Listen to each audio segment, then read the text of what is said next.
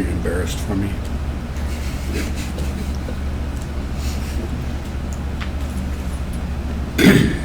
Okay, so we went to Disneyland. I was given this Sokuzan. I've always wanted to be a Mouseketeer since I was very young, especially once I got a look at Annette Funicello.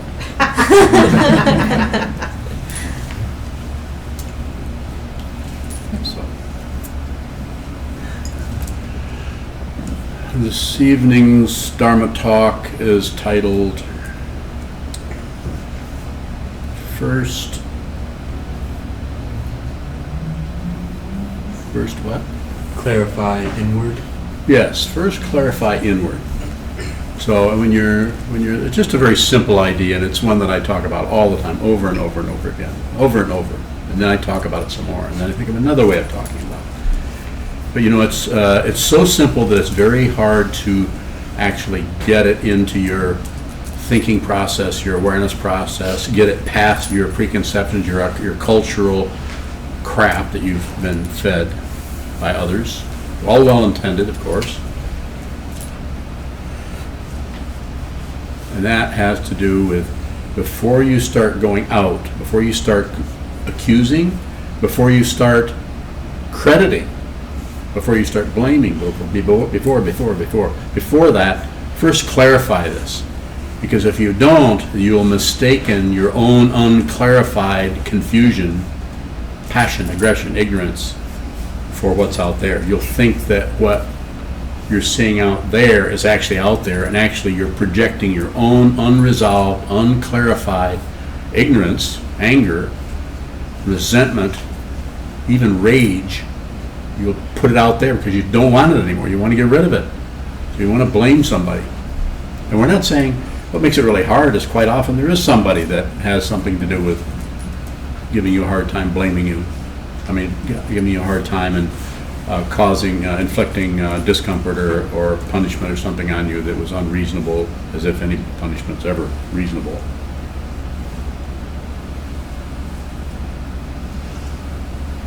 And so first clarify. When I say clarify, don't misunderstand me. I'm not saying get rid of. I'm not saying meditate and then clarify or get rid of all your passion or your negative, your aggression.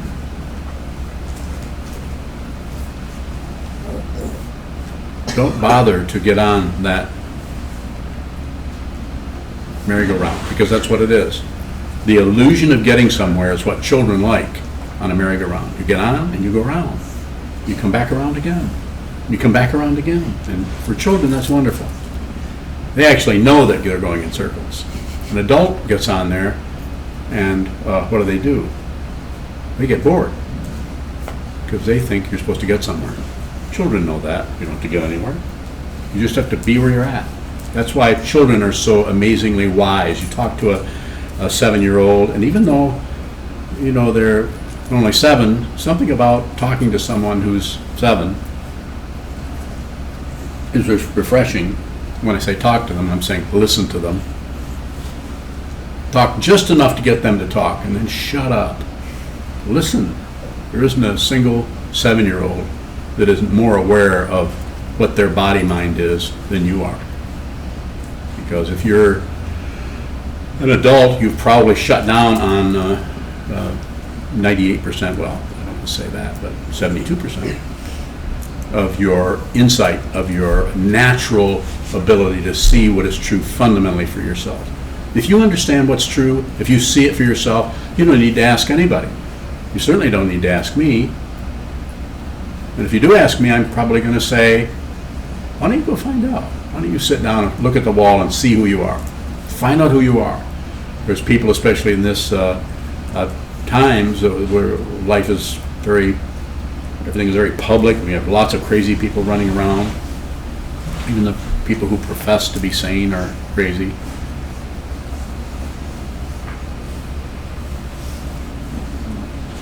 It's a good time to find out who you are. Not to go out and fight with crazy people. You do that. It won't make any difference whether you win or lose. If you win, then you're crazy, because you just fought with somebody who's insane. Don't do it.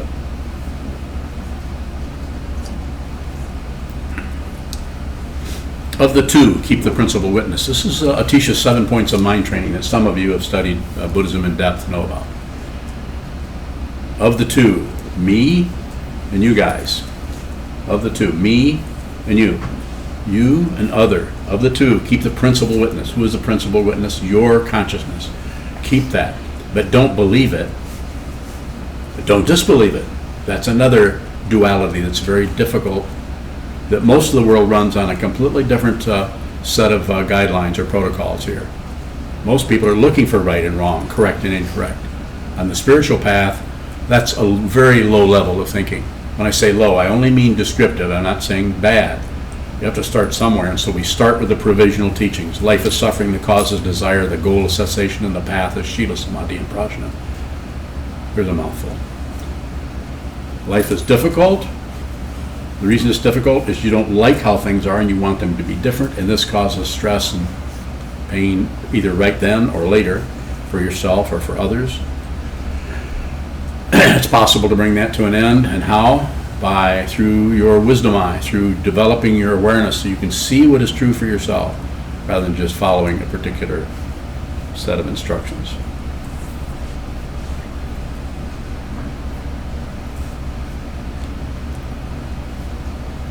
So first clarify this direction. Clarify when you see you're going out, clarify. The way Dogen said this in the 13th century, the Dogen Zenji, the founder of our lineage, the Soto Zen lineage of Japan, which is a form that Buddhism has taken and that we endeavor to use as a guideline for the spiritual path.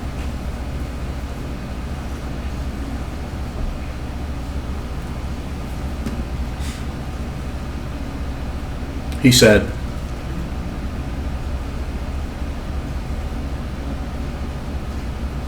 when you go out towards things, out to push on this, to pull on that, to shut down on this, you go any kind of going out towards things is delusion. And he said it very simply. I can't even quote it. I'm kind of paraphrasing. But if you wait and let things come to you, always let things come to you, this is awakening. Because what are you doing? You're actually living in concert or in consonance with what is happening. So then, therefore, your own innate Buddha nature, your own innate intelligence, which you cannot see. You can't see your intelligence. You cannot see your wisdom. If you see it, if you think you see it, this is called delusion. He also said the difference between Buddhas and sentient beings is sentient beings are deluded about the nature of enlightenment.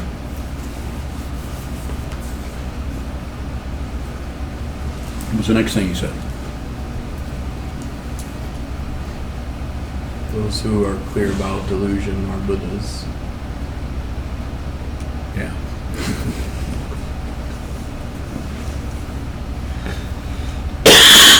Pardon me, I still have some bronchitis.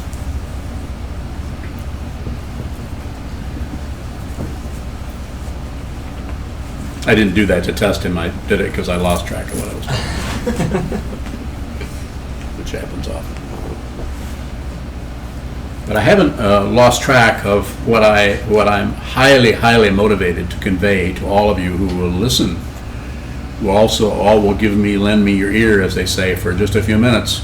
This is very important. Why is it important? I'm 76 years old.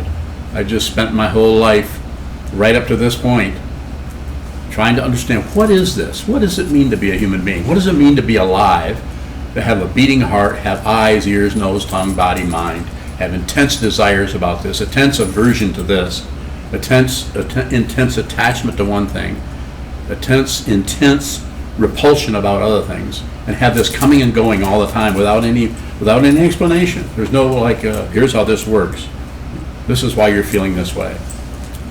And when that happens, we can't hardly stand the not knowing part. We want to blame, we want to explain, which are both parts of the three poisons of passion. We want to know how. We have no patience over it. No one is really willing to just relax, sit, and wait and watch what happens. We want to grasp on, and there's always plenty of people around that'll look at your confusion and say, I can help you here. That'll be $100. Or whatever, you know what I'm saying. People with certificates on their wall, which I'm always mocking them, in a sense. At the same time, I have to say that sometimes that might be the only help you can get from somebody with a certificate on their wall. A psychiatrist, a doctor, a therapist. So I'm not evaluating everyone and putting everyone in a big pile of judgment.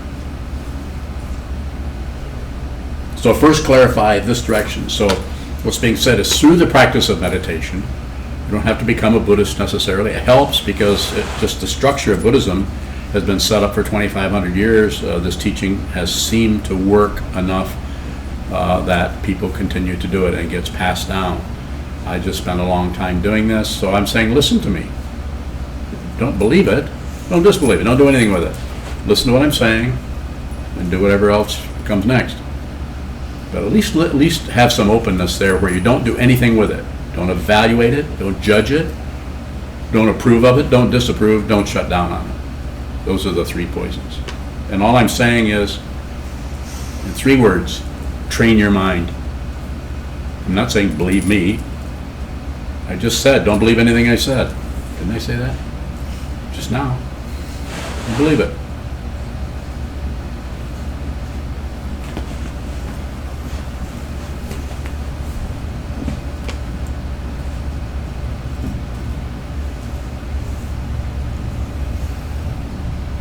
Maybe it'd work better if I put these back on. Let's see. Yep, that helped.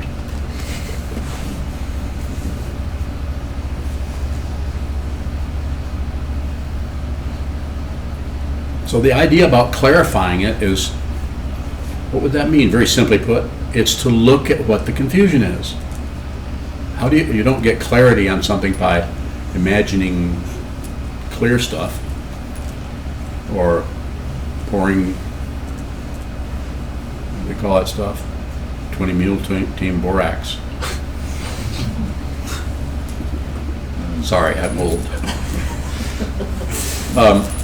But how we get it is to look at the crap, look at the shit, look at the smelly stuff in your mind, your heart, wherever it is. Look at it, please. This is your opportunity. You don't know how the hell you got here. You have no idea how you got here. You might have some ideas, but we don't know. We don't know how this happened. But here you are. Don't miss this opportunity. There's a teaching in Buddhism called the Four Reminders. The first one is first contemplate the preciousness of being free and well-favored. Contemplate, think about, look at, reflect on, turn, look, contemplate the preciousness, value, innate value, not comparative value, innate value.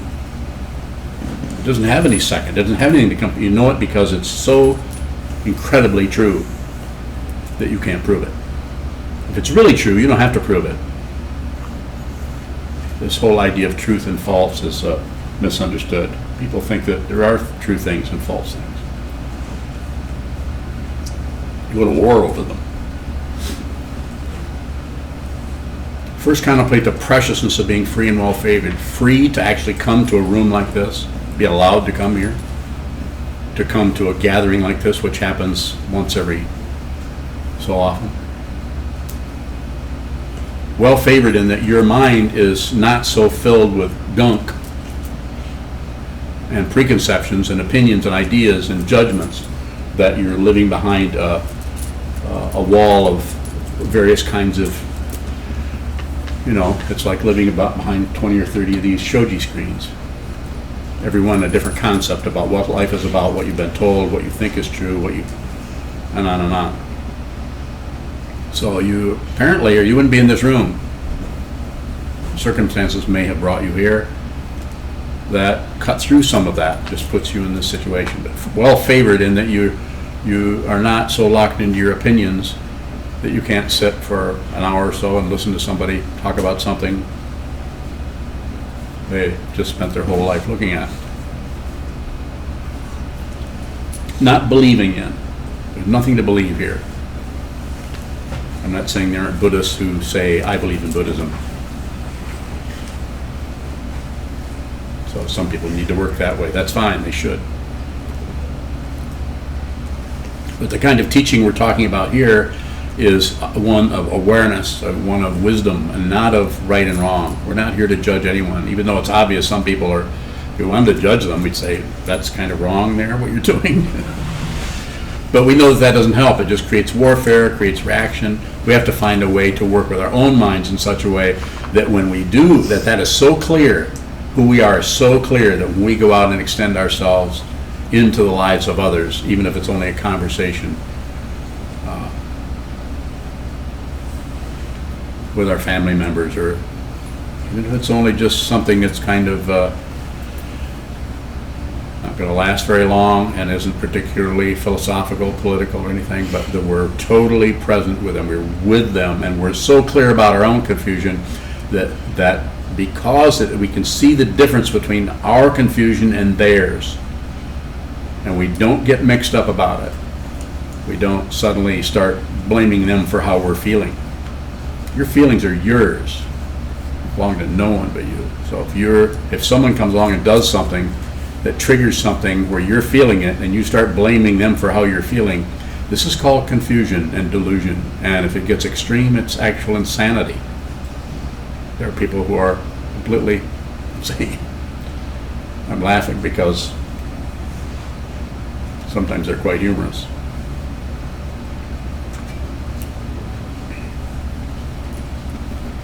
So clarify this so that when you do interact with extreme confusion in others, you can actually see the whole picture. You can see, instead of reacting and getting mad at them because they're accusing you or attacking you or treating you with disrespect, instead of fighting back in some kind of 8th grade or maybe even 4th grade sandbox mentality, instead you understand, you feel right away, you see that their difficulty with you, with blaming you or making life difficult for you, is coming out of their own unresolved anger and confusion, that they have deep pain going on and they want to get rid of it, and you have triggered something in them that gives them the opportunity to dump it on you, to blame you or whatever. We all have something we could describe along that line. So it becomes harder. It doesn't become necessarily easier. It might become more difficult to actually be with some people because you have to they don't have any space in their mind. So since we're not separate in the first place, you realize that they actually, the space of your mind and the space of their mind are not separate. And so therefore, if you're there, you're spacious, that's the most compassionate thing you can do for them. They will never know it. If you're actually compassionate with someone, they won't know it. If they think you're compassionate, then this is a lower level. This is actually kind of condescending to someone.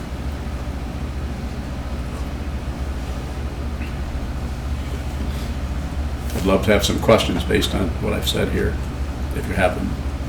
Sir? You've often said that you probably won't recognize your own compassion. In what way is the recognition by someone else a lower level of compassion?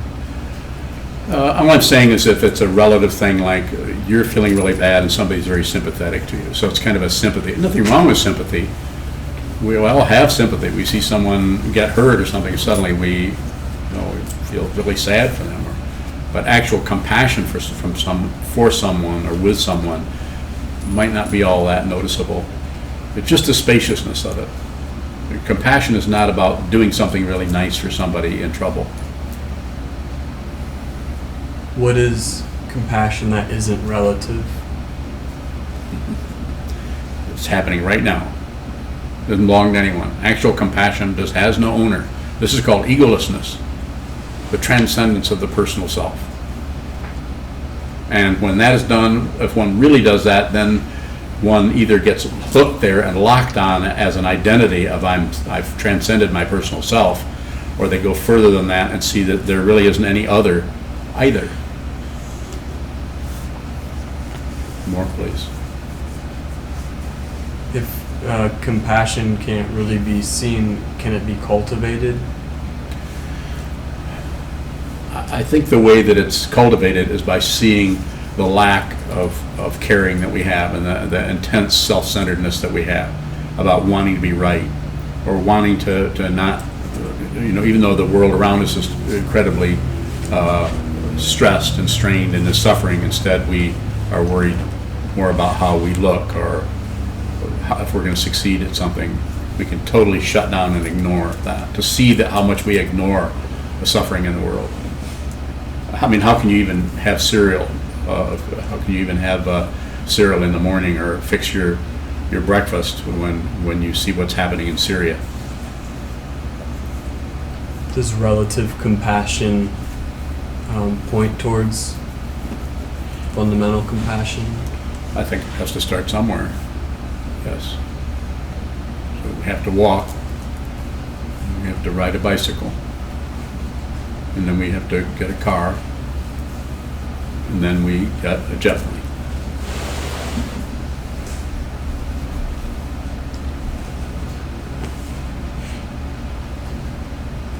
Brittany? In the line from Atisha of the principle, could you repeat it? Of the two, keep the principal witness. Mm-hmm. So of the two, keep the principal witness just means that really be responsible for what's happening with you. It's your mind, what is happening. You have to, in order to really see there is no self, you have to first really see that which thinks it's a self. You have to see it really clearly. Of the two, keep the principal witness. What is actually true through your discovery is incredibly profound and vast. It's called wisdom. And it's also flat out ordinary. It would have to be that way. It couldn't be separate from anything. It's not separate from the dirt on the street, not separate from the clouds in the sky. And it's not particularly idealistic, or it's not locked into heaven, and it's not afraid of hell. More. I was curious about what it means to keep the principal witness. So, in other words, always look to this rather than to that out there. Rather than say someone else comes up and says, well, don't you think you ought to stop doing this and start doing that? You actually have a pretty good time with this. Of the two, of you and say the other person, put it simply, keep the principal witness. Understand that only you've been with yourself since you were a little baby, since you were born, had a lot of input, and only you really know what's happening with you. This needs to be done, it seems, from my experience, it seems to be necessary for this to be done through a strong awareness practice. Otherwise, one can get kind of wrapped up in themselves and get very self-centered about, well, I know what I like, and I know what's for me, and I know what's best for me, and start lecturing ourselves about it. If you actually are keeping the principal witness, you will not have particular thought patterns at all. Witnessing does not have thought patterns. Thought patterns are a cover-up for that our ego or self-centeredness provides, so we don't have to see the incredible vast openness of being. Because if you start to see this, the self-centeredness, the ego starts to freak out and wants cover-up and wants justification, gets afraid. More?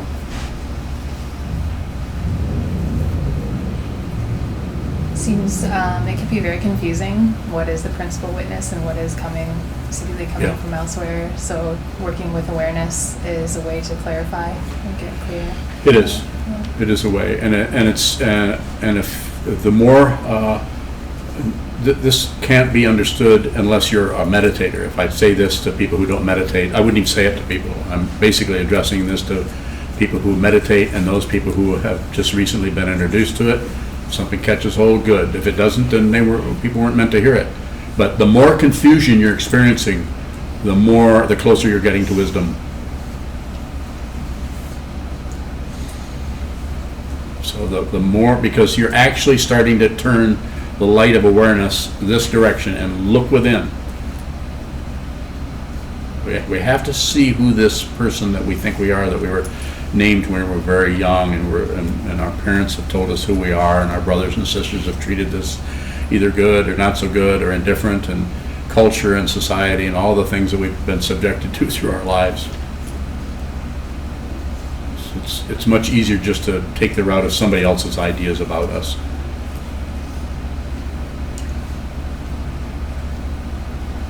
On that last statement, the more confusion you're experiencing, the closer you are to your wisdom.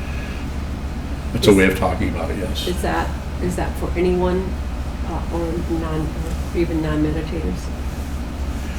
People who are not working with some kind of ongoing awareness practice, there's going to be a lot more circularity. Whereas a person who's working with an awareness practice or sitting meditation practice and has a spirit and actually considers themselves on a spiritual path and trying to understand as deep as possible what this whole being alive and being a human being is about. Not just believing it. We don't believe this. We don't disbelieve it.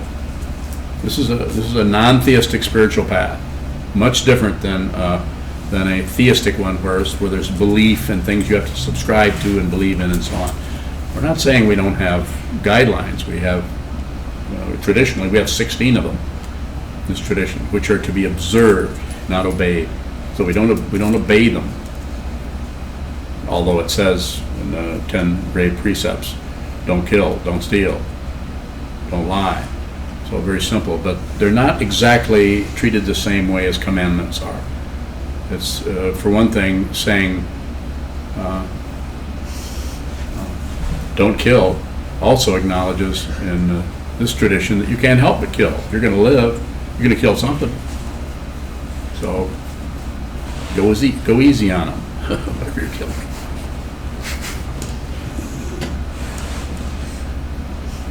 Eat things that are already dead. A little Buddhist humor there.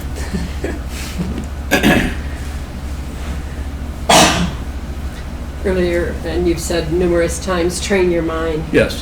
What is it we're training our mind for? Open. So the mind is clamping on everything. This is the natural intelligence of the mind, is to grasp at this, turn this, move that, shove this up, push this down, open this up.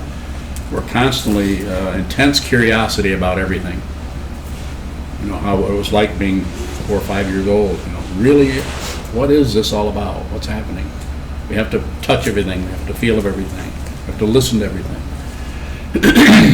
So how do we train the mind? We sit down and watch what the mind does. So at some point, we make that transition from meddling with everything, which is the learning process of being a child, to actually holding still and watching what this is. Actually taking more of you could say, a witness stand with the whole thing, watching what's happening. I sometimes say to people who are having relationship difficulty, I have something called a 90-10 rule. If you're having relationship difficulty with anyone, start applying this rule, which is listen 90% of the time, talk 10.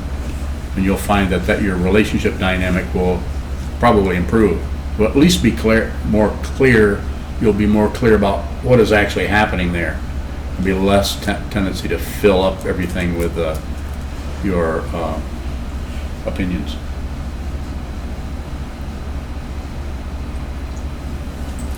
So then, in the practice of sitting meditation, we're looking at what the mind does. Yes. So when we go off the cushion, then how does what we experience on the cushion come forth? So it may not be what we experience on the cushion. What you experience on the cushion may be just flat out boredom. Ho-hum, sitting, meditating, fall asleep, wake up, daydream for a while. It could be almost anything. It doesn't matter. What's important is find that which you can control without any kind of aggression, which is the body. Hold the body very still. You can't find the mind, so you no way to hold it still, even though there are techniques that claim to do that. So hold very still, watch what moves, and what will be moving is the craziness of the mind, wanting this, not wanting this, liking this, judging that, trying to get rid of this, trying to explain away that, trying to shut down on this, shut down on that. Just watching that, the actual awareness of that doesn't do anything. Stillness is already the case. You don't have to create stillness. Silence is already the case. You don't have to create silence.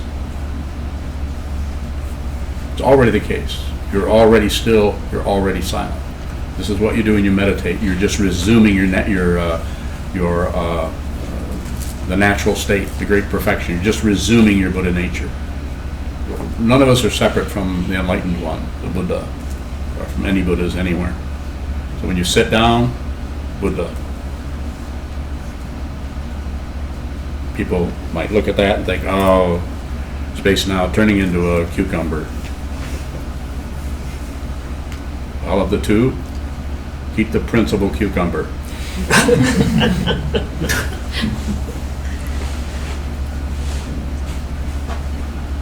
Yes, sir. What is the origin of compassion? Or where does it originate from? Do you mean in the sense of we're talking about some kind of history kind of thing, or are you talking about just compassion itself? Compassion, like like to the relativeness of it. Like if I'm gonna give somebody compassion. Yeah, it's kind of hard to give somebody compassion. Right. Yeah, so compassion, there's passion, which is an emotion and feeling, and then compassion is to feel with. So I would say the way to say that is you're so open. You've looked at yourself so much. You've had some consideration and caring for yourself. So you've stopped fighting with yourself. You stopped judging yourself. You're giving yourself a break. So when you do that, then you realize when you meet somebody else who's having trouble, then you can resonate with that in such a way that you can be the openness they're looking for. You can be that openness, and they won't even know that you're doing it. If they do, well, they might, but probably not. See, I guess now my question is, what is the difference between mercy and compassion, or grace and compassion? So lots of concepts there, and I would say, and there's different ways of breaking this down. I say, compassion is the highest level of it is just being with people. Just be with all things. If someone is suffering, just be with them. You don't know. We don't know how things occur necessarily. Tracing things back and trying to figure it out and be in charge of everything is a kind of more of a self-centered approach to it. So mercy would be, I'm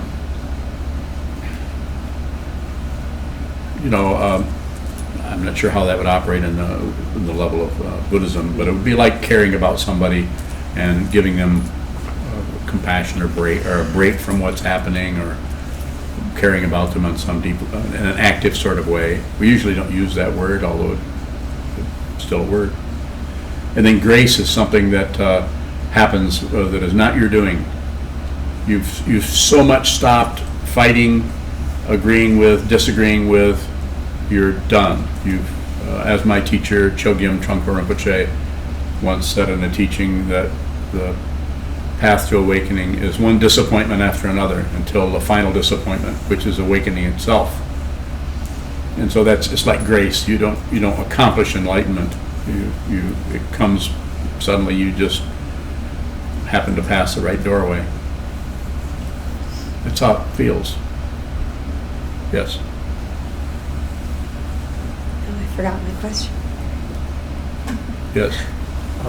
Earlier you said ordinary, and when Chogyam Trungpa talks about ordinary, he mentions precision. What is the precision that he's getting at in terms of clarity and compassion? Can you give me the quote? You can say a little more about it. He wrote hundreds of books, huh? It's from Cutting Through. Okay. Does anybody? We all studied that book. Anybody remembering which one that is? We were reading it last night. Well, go ahead and ask the question. We'll see where we can go with it. What is he getting at with the precision part?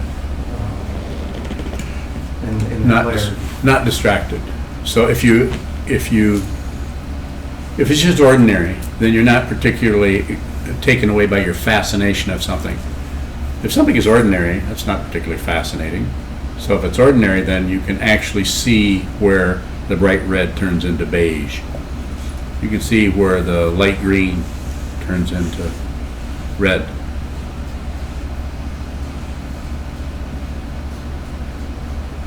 Precision. So it's so precise that it doesn't discriminate between this and that.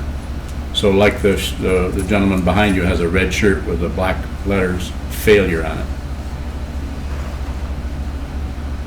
So it's your failure, not mine, right? Just a little bit more to It's a nice shirt anyway. I'm just saying, what I'm saying is you can make anything out of anything. If you get trapped by your own conceptual thinking, you can just go here with it, go there, and then ego is so interested in getting a solution, getting an answer, and knowing that it's right, it will settle. And I would say, don't settle. Don't settle for anything. If you think you're getting wisdom, probably not. Yes.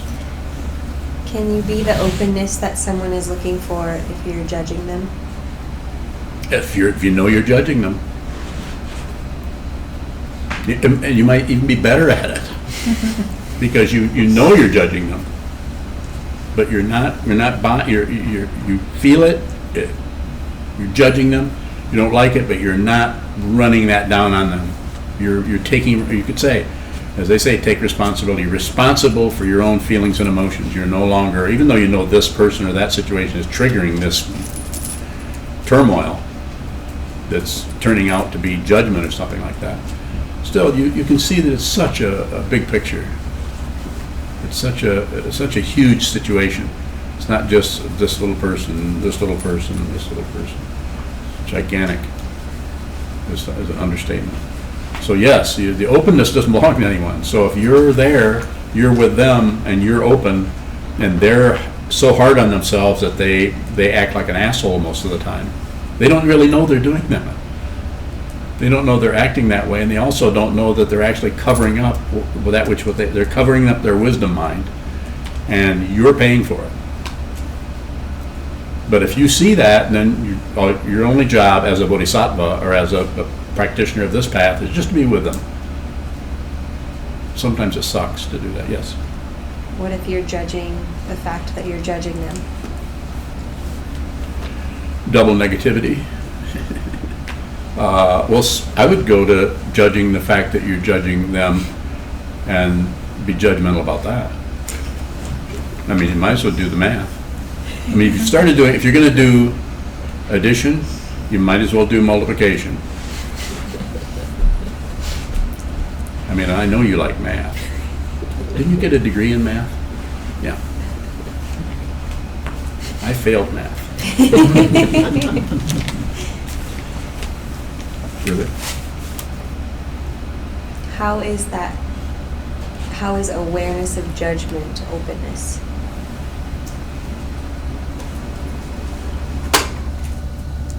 Say that again, please. How is awareness of judgment openness? If that's all you're doing, if there's you're just aware of it. So awareness is space. So as soon as the awareness opens up and sees that, then it doesn't posit someone who's aware. It's just judgment, or someone who's judging. It doesn't create someone who's judging who shouldn't be judging, or someone who's judging who's correct to judge, or someone who's judging who we need to forget about that person and get away from that person who's judging. No, nothing second, nothing else other than whatever's arising. See that scroll? The whole teaching of the Buddha's Dharma is right in that, as it is. Whatever's happening this very second, any very second, there's only 1 second. It's the crazy, materialistic, self-centered mind that keeps adding things up into something else. Go ahead. How can we take a step back if we see that we're doing the double negativity? I think just by that you can ask that question, you're already doing it. You're probably already there watching that, and we have to see that once we start to see that, then the next thing we add, instead of going that same direction, we're able to kind of stop fueling energy into that or giving fuel to that. But what will happen then is we'll get impatient because we're not getting rewarded for our wisdom. We start to get impatient because we're starting to see it, but shouldn't there be a payoff? I mean, I'm starting to see this now. So looking for a reward. And so this is why it seems to be necessary to just, whatever the negativity is, a willingness to stay with it forever. This is why in the Buddhist tradition, the bodhisattva is like a hero. I mean, he or she is not going to feel particularly heroic. It might feel like crap. But from the point of view of reality, as long as there's still some kind of a living, breathing organism there that is progressing, either in this realm or in any other realm, this consciousness is only about the welfare of others. Others come first. That's why our vow says, save all beings. It basically means, be with all, whatever arises, you're with it. Which doesn't mean you agree with nuclear war. But people want to take it to extremes and say, how can you live like that when there's so much destruction in the world or whatever. More? From Sheldon down in Union City. I know him. He asks, is the seeing there is no other after you see there is no self the mirror-like appearance you have spoken of before, in that the no self and no other are not separate? Once it leaves the conceptual area, yeah, I think it is. We don't. I think it's probably different with everyone. So I don't want to say too much and set up some kind of thing that causes someone to look for things in a certain way. I would just say, train your mind, and that may happen with you. There's so many different ways through consciousness that the opening that we call awakening or realization of the truth. There's so many ways that this can happen, and I think it would be different with each person.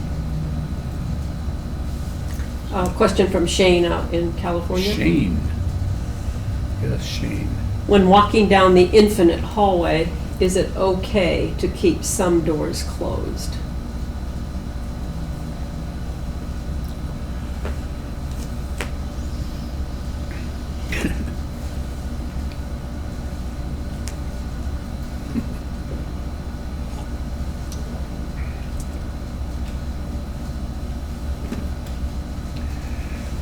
Yeah, but there's no way you're going to know which ones. So good luck. You're going to have to look behind every single one of those doors. And it might be, you could say, if I'm understanding your question, so it might be better to do in a private interview. It might be something you're going to have to look at and acknowledge what it is, and then because of whatever's happening there, it might be necessary for you to close that up. But not before you can't just listen to the screams on the other side of the door and not open it. So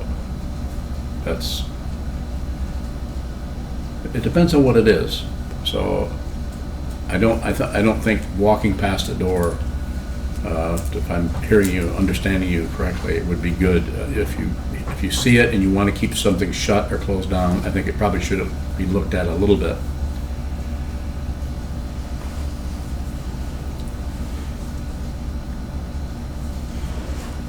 Further questions? Have a minute.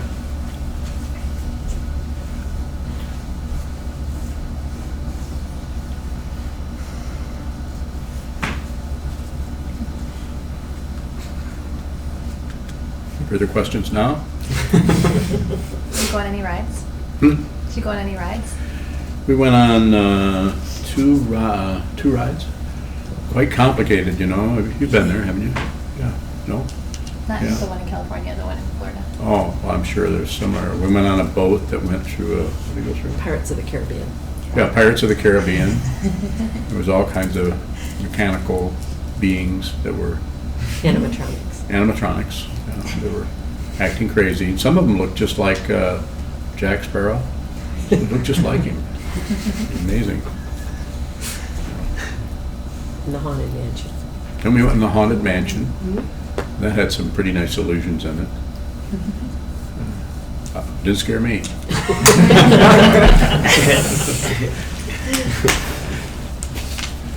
We had a good time. It was a lot of fun. No further questions? Thank you so much.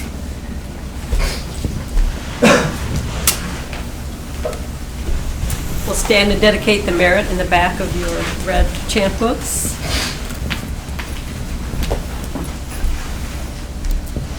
Also, I'd like to remind everybody about the donation boxes in the hallway. You can always use your support. We even have people that send $1 a month, so every bit helps us. We'll take more than that, too, though.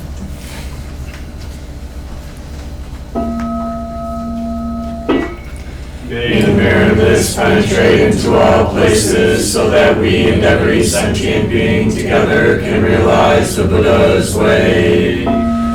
Ji-ho san chi shi-hu shi-son mu-sa mo-ko-sa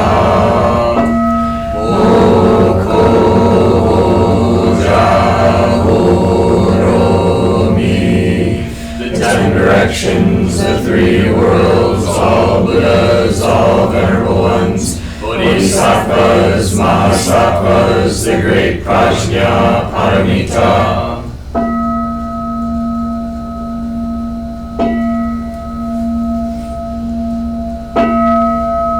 O Buddhas and Bodhisattvas of the 10 directions and the 3 times, please hear us.